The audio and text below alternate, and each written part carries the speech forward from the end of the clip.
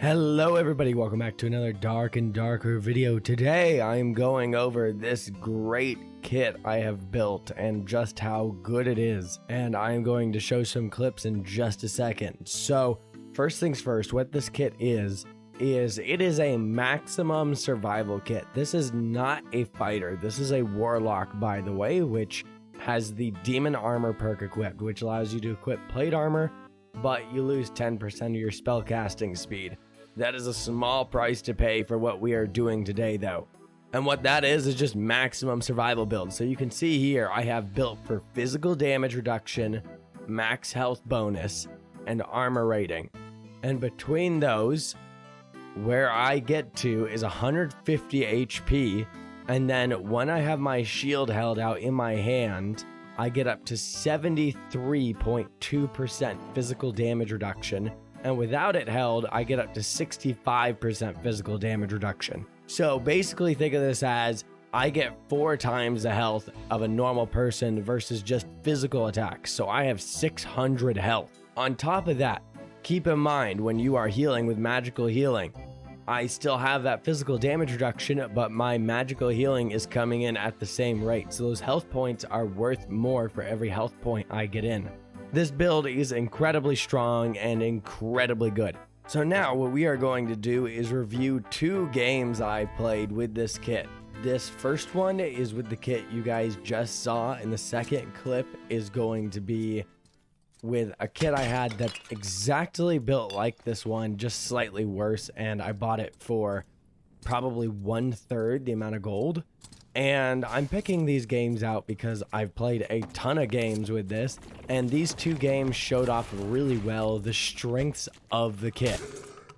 Now, I will say, the first time I tried this kit out, what ended up happening to me was I actually just got completely dumpstered by a bard right off the bat because I thought I was completely invincible, and I didn't take into account, hey, Shriek of Weakness is a thing. And then also, magical damage is a thing, so keep that in mind, guys. Magical damage will mess you up in this kit, although there isn't very much magical damage going around right now. But yeah, this kit versus most players, you kind of do just walk at them, and if they let you, you kill them. And the nice thing about this kit, though, as far as other players go, is it is not an oppressive kit. This kit is not something that you bring into the game to stomp all of the Timmies with, because if they have any brain cells, they will just run away from you, and you're so slow, there's no way you could possibly catch them.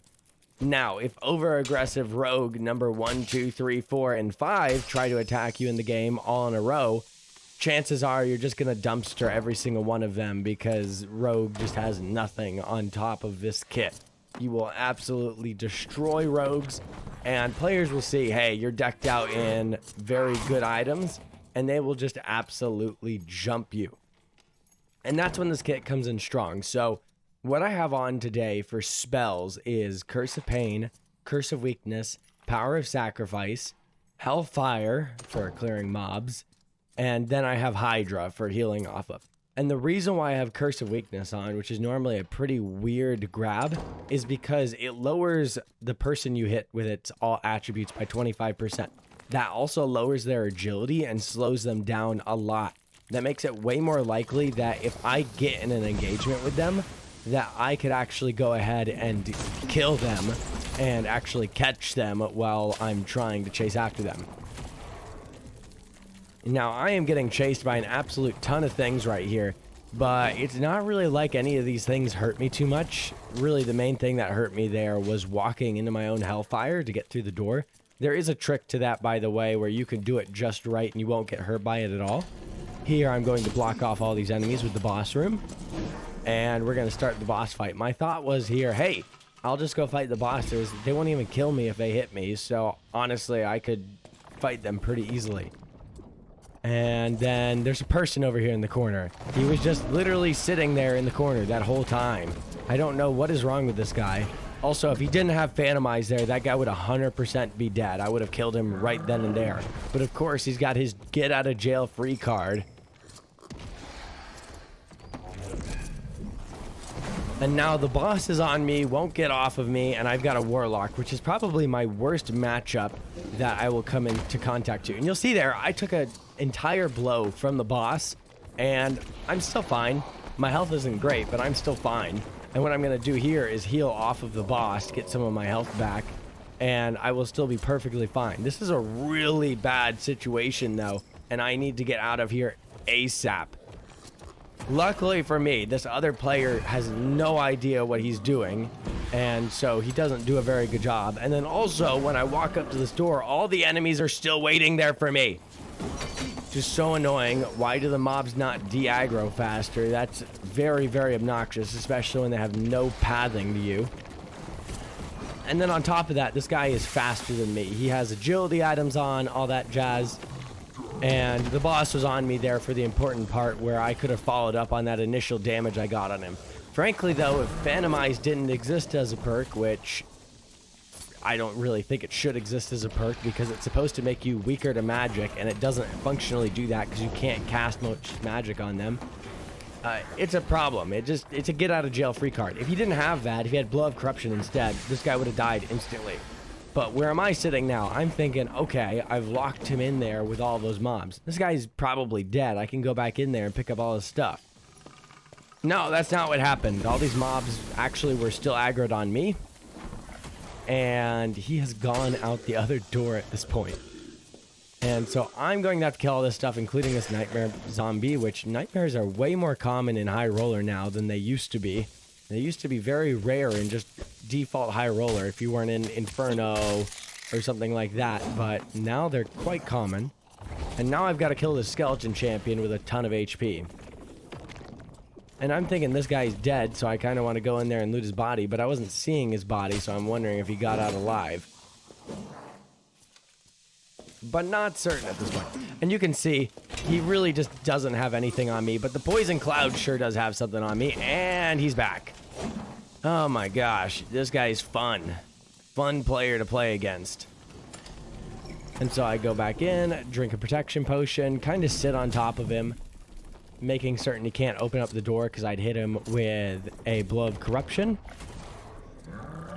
And so I'm just going to heal off the boss here. The boss is not actually very dangerous to me, and I'm going to go out to this other door over here.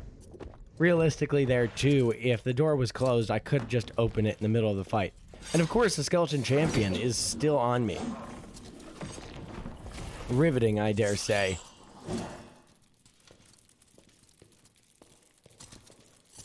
And now a skeleton's coming past, so I use that for blood banking. It would have aggroed on me anyways, but I don't know why there's just a nightmare skeleton waltzing around. So that's cool. And you can see it hits me there, and it does practically 0 damage. Now, this is exactly why this is highlighting this kit so well. Do you think I would live all of this if I was in significantly lower PDR gear? Absolutely not. It would have been very, very difficult to live any of these attacks with lower PDR gear, but because I'm in such high PDR gear, it's basically just tickling me. And as soon as I pull the shield out, the PDR gets way, way better even. See, it does barely any damage now. Now I can kind of just sword battle him to the death. Now he's dead. And I get Jack Diddley from all that battling. And I really wanted to go kill the cave troll and the Cyclops, which used to be a good gold making method. But a couple different players published guides on how to kill both of them in the same round.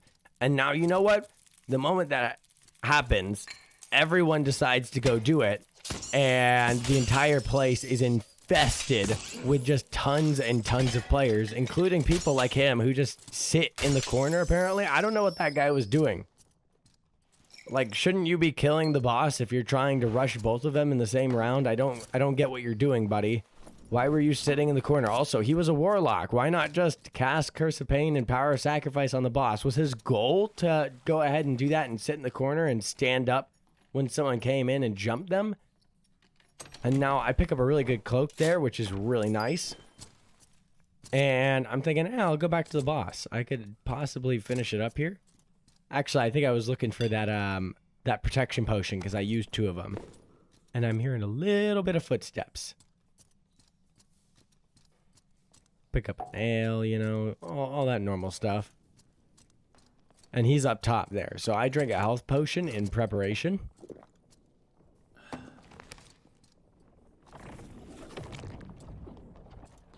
And this guy decides, hey, I'm not going to actually get close enough to have a spell battle. No, I don't want to do that. I'm just going to cast a Hydra at you and be really annoying. And then he decides to try and cast Hellfire at me through the wall. What he thought he was going to get out of that, I don't know. Also, this is the worst part about Warlock v Warlock fights, is you can cancel out the other person's Curse of Pain or Power of Sacrifice, which is what I was doing there. So it makes it very hard to use the sustain with this build versus another Warlock.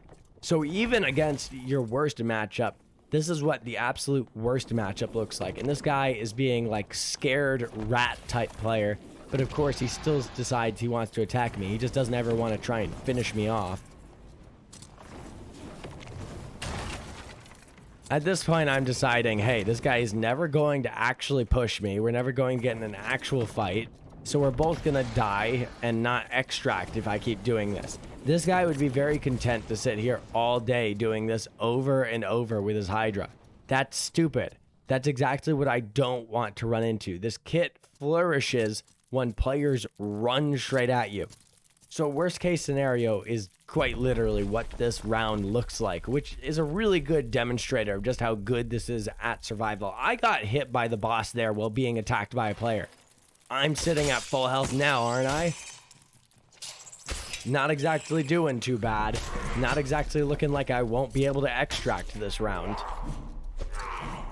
And that's the beauty of this kit. This kit is the, oh wait, I messed up really badly. Let me get out of this situation. Or surprise situation happened, which happens all the time due to rogues, by the way.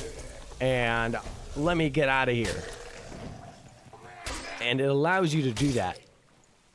Also, I really love rogues thinking that their weak point, or whatever the one that is that lowers your defense, is going to be enough to actually do significant damage to me. That's just cute when they do that, and then you turn around and bop them in the head with a blow of corruption. Also, this kit is still very good for PvE like the rest of Warlock is. Honestly, as far as damage goes, this kit is nothing special because you use every single roll on survival. To have this much health and to do this much PDR on the same kit is very difficult. And I'm just trying to get some loot in my inventory here before the game's over because I don't ever like to leave with an empty inventory. That's just foolishness. Might as well fill it up with some junk. Even junk can be worth something. Also, survival bows used to be worth nothing, but survival bows are actually worth something now, guys. So they are worth picking up, especially if you get one with plus weapon damage. That's a good tip for you guys as far as grabbing loot items goes. Yeah, and grab a rogue cowl and let's get out of here. And let's get into clip number 2. This is a much better situation game, so you guys can see how this kit looks when it's in a little bit better situation. I get a blue spellbook right off the bat there, which is kind of nice. That's always like 100 gold. That's a pretty good find. I do find that daggers are oftentimes really worth the inventory space as well, guys. If you find a blue dagger or above, I'd always recommend you pick it up. There are just so few inventory slots, and they're worth so much gold generally. Especially a good stiletto dagger. Players seem to be willing to pay a lot for a good stiletto dagger. And so generally the tactic with this kit then is, on crypts, I found, is go towards the hot spots. The hot spots are your friends because that will bring the players to you. And as I said earlier, you have no speed on this kit. You can't just go around and rush spawns and clear out the map like you do on a lot of other kits. And that's honestly kind of nice because this kit isn't oppressive, so I really don't expect this to be like nerfed ever. Because you're not just going to run at people and kill them instantly off their spawn. I mean, literally all it takes to counter you is walk away. That's all it takes to counter this kit. Now, are you going to kill this person in this kit? No, absolutely not. But if you want to counter it, just walk away and you're good. They can't kill you. They can't do anything to you then.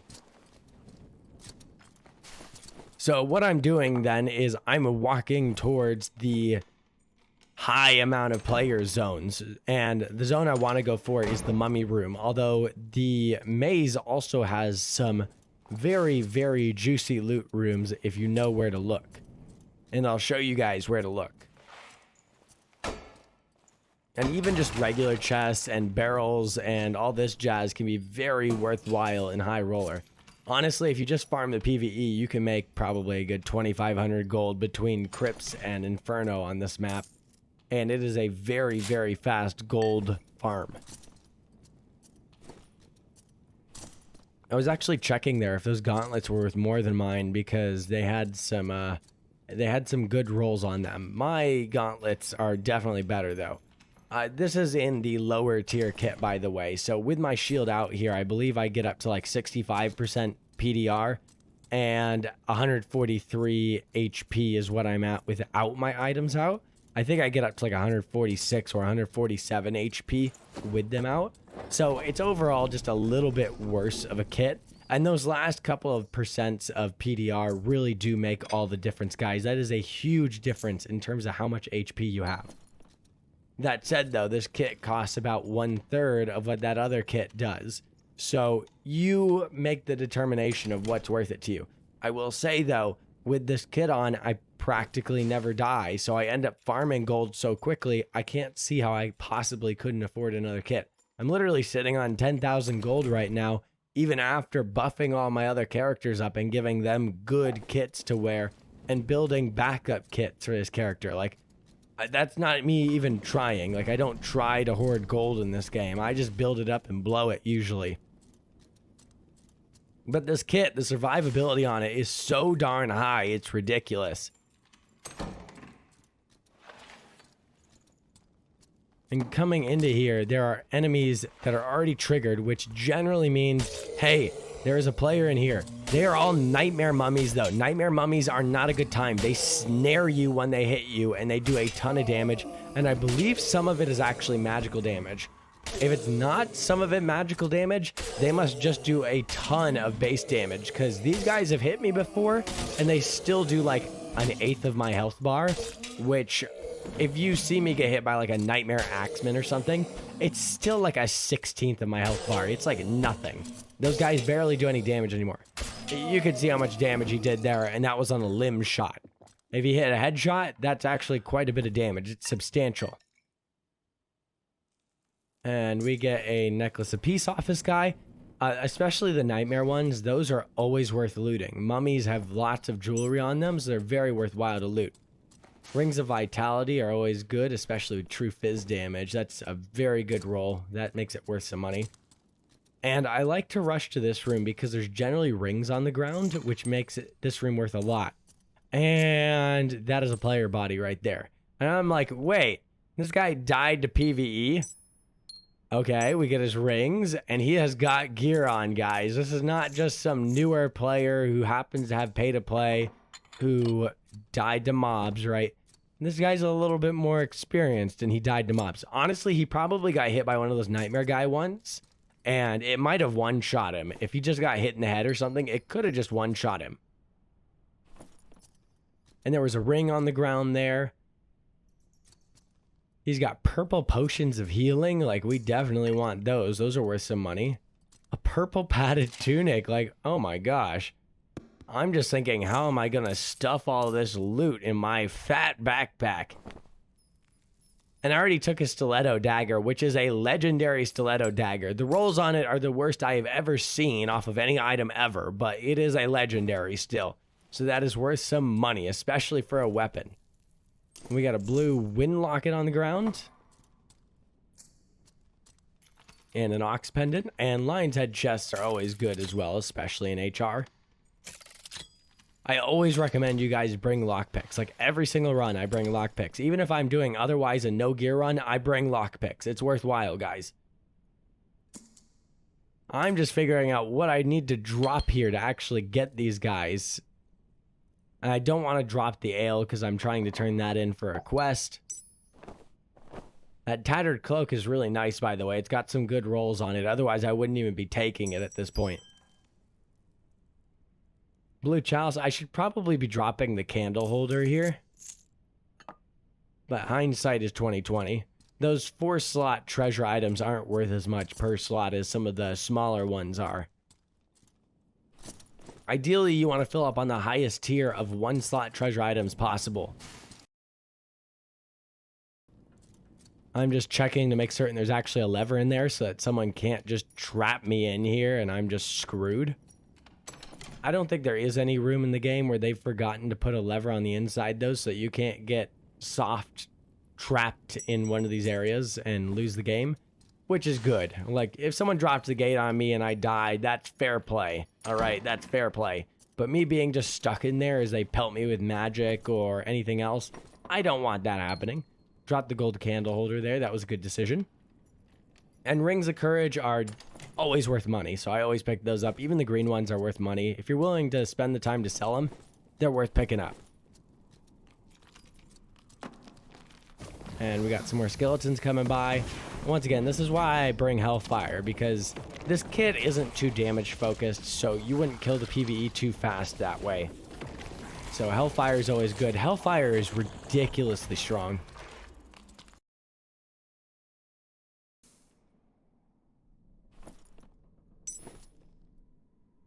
Now, you might be wondering, how is this kit good? You're barely getting into any PvE. You're barely getting into any PvP at all. Well, just wait and see, guys. Just wait and see. It's fun when you do get into PvP with this kit.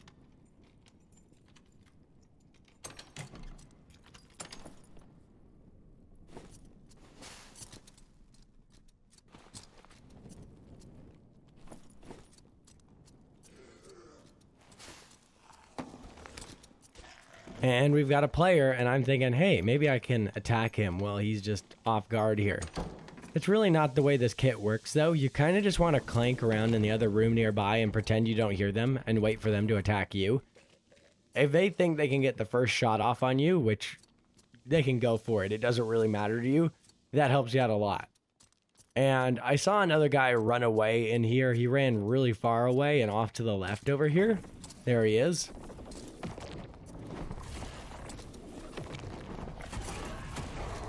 Those 2 curses hurt him a lot, but he does have his own magical healing, so this is annoying. I should have hit him with Curse of Weakness for the second one. That would have really helped me there. I could have belted him with a couple more Curses of Pain then. And this is a bad situation for me. He's got a good angle on me that allows him to peek me, but not me to peek him. I'm not playing that game. My kit's worth way more than his. His kit isn't worth anything, I can already tell. This is why you bring Molotovs, by the way. If you bring Molotovs, even though you're slower, they can't chase you. Good luck. Go for it. Now I'm going to spam a Hellfire down that way, and I'm leaving. I don't care about this guy anymore. He might have a couple of goodies for me, but I'm not too worried about it. His kit is no good. I can already tell he's very weak, just based off how much damage he's doing to me. Now, if you wanted to make this kit even better, man, if you could get magic resistance on top of this, or say something to make it so that the curse duration lasts less time on you, right? That could actually work out very, very well, because Warlocks are honestly the only thing that does any damage to this kit at all. They still have an impressively hard time taking you out. Like, good luck. They're not going to, but they can whittle you down quite a bit. It'd be way more fun if you could just continue to walk at them slowly like a tank. This torch is out, so I turn it back on. Apparently they made it random so that torches will be off sometimes now. And there's a zombie coming towards me, and this Nightmare's Wayhander skeleton. These guys aren't going to do very much damage to me, but you still don't want to take damage just for free. That's not a good time.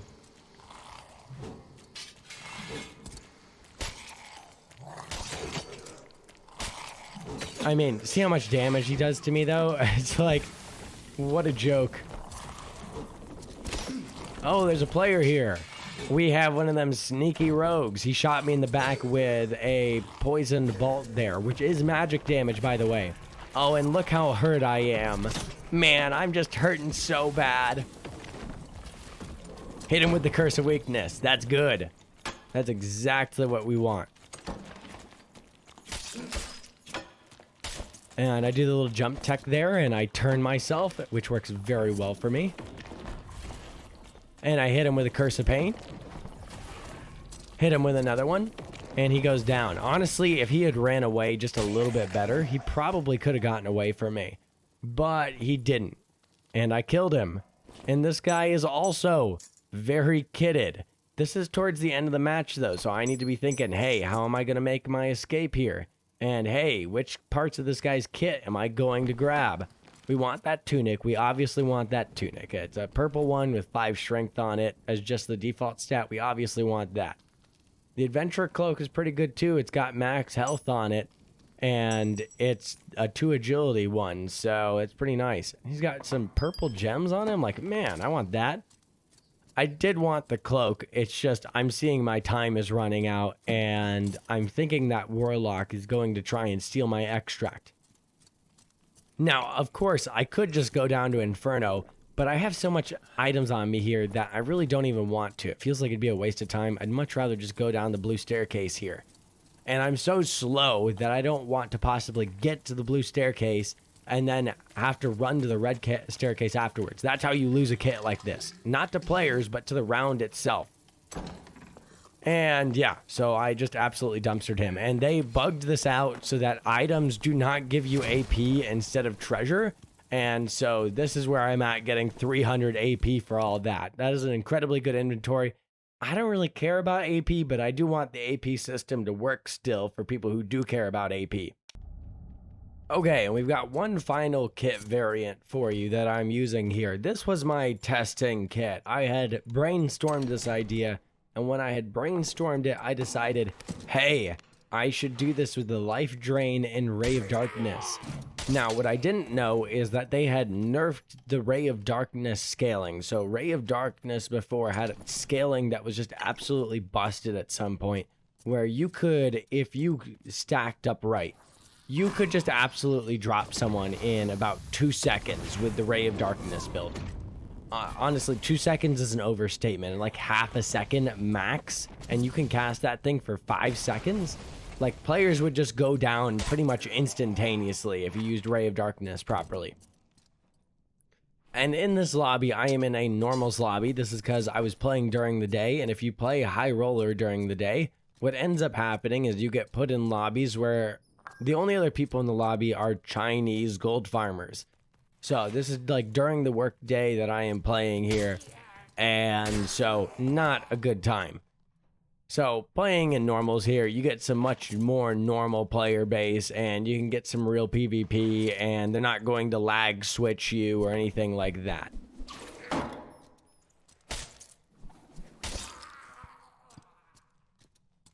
Also, I need to note that this kit I have on right here, I actually spent more money on this than that second round kit that I was talking about, but it is way, way weaker than that second round kit I bought. I just didn't know exactly what to stat for this yet, and that's kind of always how it goes when you're figuring out kits, guys. The first version of a new kit you're putting together, never the best version of that kit. That's just never the way it goes. Also, it does feel really good to one-shot goblins. Been a while since I was one-shotting goblins. I mean, shoot, you generally got to play barbarian for that.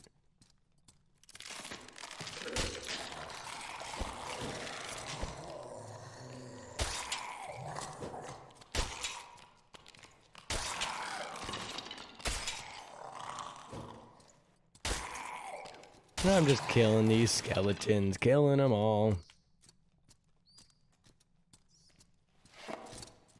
Now, I think I heard something over here, which is why I'm walking in this direction, because I want to try out my Ray of Darkness build that should be able to instantly kill people as far as I'm aware. That's not actually how it works, though. I wish we had a testing area. That would be very, very helpful, because when you're spending this much gold on a kit, it'd be very nice to just be able to at least test it before you go in a game and risk it all.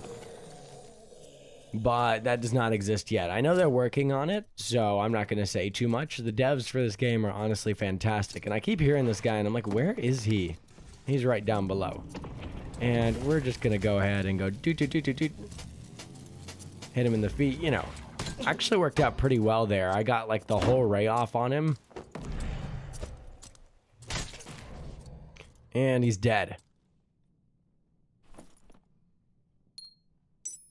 Now, this is not what you should do after you kill someone like that. You should heal up immediately. So I use my Hydra here, and let's use Life Drain. By the way, guys, I still think Life Drain kit is very viable. It's just not many people are playing for it nowadays. And Life Drain does not require any magical healing or anything like that. It scales off of magical damage, which is kind of why I'm getting so much health out of this, because I am at max magical damage in this kit, which makes me do a lot of magical damage. And here, I get attacked by a sneaky rogue. He ducks under my first attack.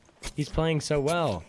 And then I just stop because I realize, wait, this guy does no damage to me.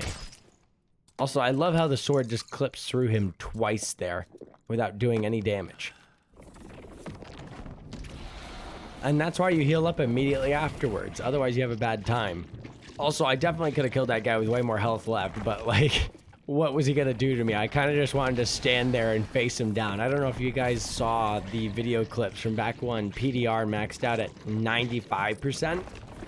But literally, the guy was getting hit in the head over and over by a barbarian, which should do a ton of damage, and he was just sitting there and laughing at the guy. That's how bad it used to be. And this guy has a kit, by the way. This guy has a purple stiletto dagger. Also, it's like mega bugging out for where it should be placing. Also, always grab the goblin ears, guys. Those are kind of hard to get that quest done, so you should always grab the goblin ears because you got to get a lot of them. And of course, I always grab rings because rings are generally worth quite a bit. And everything else he has is just kind of trash. But hey, I'll take it. It's free. And I'm just not seeing his goblin ear here, I guess. I didn't grab it. It could have stacked with the one in my inventory. That hurts to watch back. No, I needed that. I still don't have that quest done.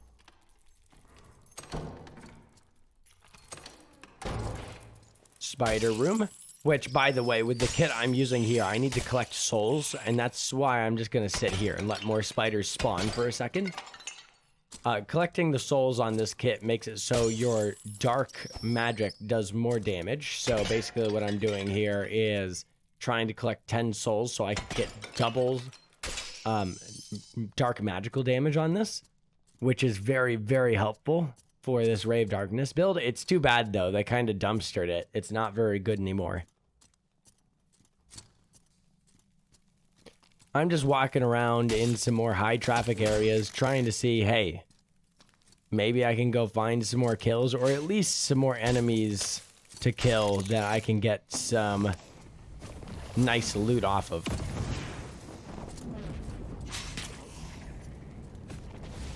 By the way, guys, I'm going to use this time as just a quick public service announcement. If you are just in the middle of a match and you start lagging like crazy, there's two options for that could be. That could be your internet went out for a blip and you have desynced from the server and it's trying to resync you. This game has a lot of trouble trying to resync you. So if that happens, just get out of the lobby as fast as possible and try and get resynced. When you queue back in, you should be good. The other option, if it just happens intermittently, is as far as I can tell, that's when someone is lag switching you. And this generally only seems to happen to me when I am in a high roller lobby, but basically they hit the servers with a bunch of, well, it's basically a DDoS attack as far as I can tell. They're hitting the server with a bunch while they're sitting in a safe corner, and they're hoping that you have a bunch of enemies on top of you and that you die to the enemies so they can come pick up your loot. And the most common cheat in this game, guys, is ESP, which is basically extrasensory perception. It's wall hacks. So you can look at someone else through the walls. There's been various degrees of, hey, can they tell what sort of gear you're wearing, that sort of stuff. They can at least check your gear in the lobby beforehand.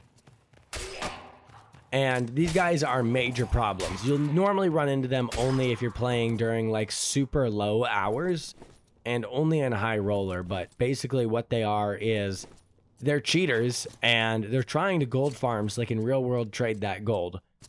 And you'll oftentimes see, if you spectate them after the game and you're suspicious, that their name will be something like Ni Hao Wow. And that's because there's a lot of these companies that are operating out of China, apparently, that are hiring these people to farm gold because it's worthwhile in their country to farm gold to make real world money. Like, it's worth more than working in the factory or anything like that. So they end up doing that. But if you guys are running into that, I generally say, if you're playing kitted, don't keep queuing back into that same thing that you were encountering those people in, because there are a lot of cheaters involved in that, and that's a really good way to lose your kit. And it is still a problem. I've seen people say, hey, they got rid of it with the Steam update. No, they didn't. They are constantly working on the anti-cheat, which a good job on them. They're doing a way better job than Escape from Tarkov did. But it's going to be a constant battle. Now, I'm going back over to the middle room here. And the centipede is already dead. And I'm going back over to this middle room because it's a good place to extract from. And, of course, I want to follow the trail a little bit here and to see where these guys are. And a lot of these guys do not bring their lockpicks around, which is foolishness. A gold chest is definitely worth looting with a lockpick. Let's see what we got out of it, though. This one, not so much for me. This one turned out kind of trash. They have a very high chance to drop capes and stuff, though. That one was just very bad rolls. And I hear a barbarian. And look at that. There's a barbarian in the chat up there that has killed someone else. That makes me happy. That means that this person is probably killing other players. And I am the perfect counter to them. I am the end for them.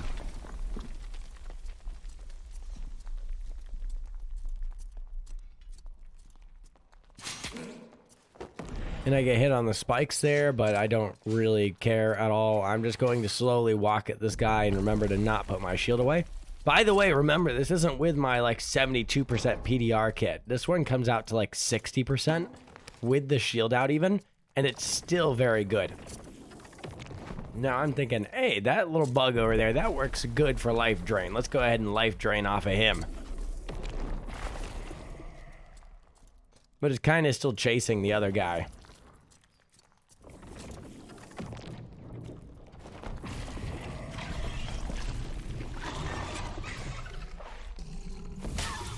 And I go ahead and bop it right there after getting my health back. You always want to engage with people after your health is already full. I'm kind of thinking he's gone by this point, but I think the skeleton was still on him over there, so I'm coming back.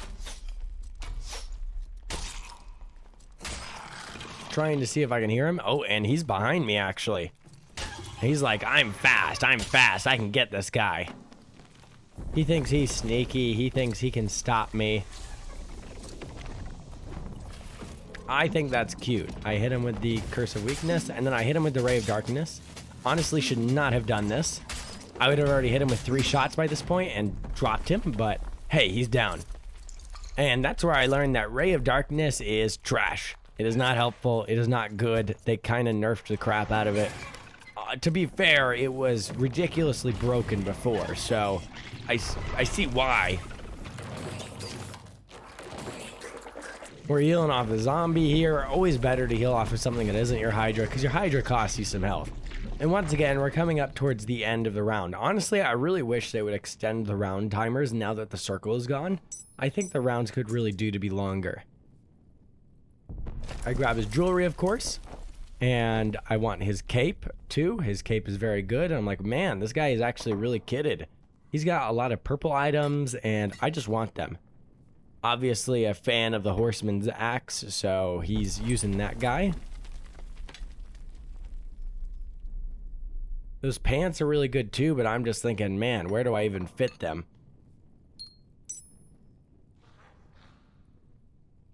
Definitely not dropping the stiletto.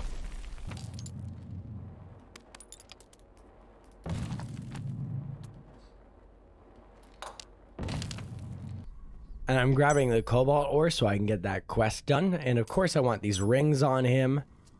And man, this guy just has a lot of good stuff for me. He was very, very juicy, very tantalizing. I think I ended up making like 3 or 4K gold off of this one round. And these rounds are quick with Goblin Caves. They're very, very quick.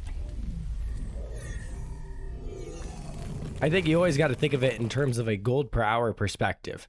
And yeah, just super good round. Anyways though, guys, if you guys liked this video, let me know in the comments below. And let me know what else you guys would like to see. Bye, guys.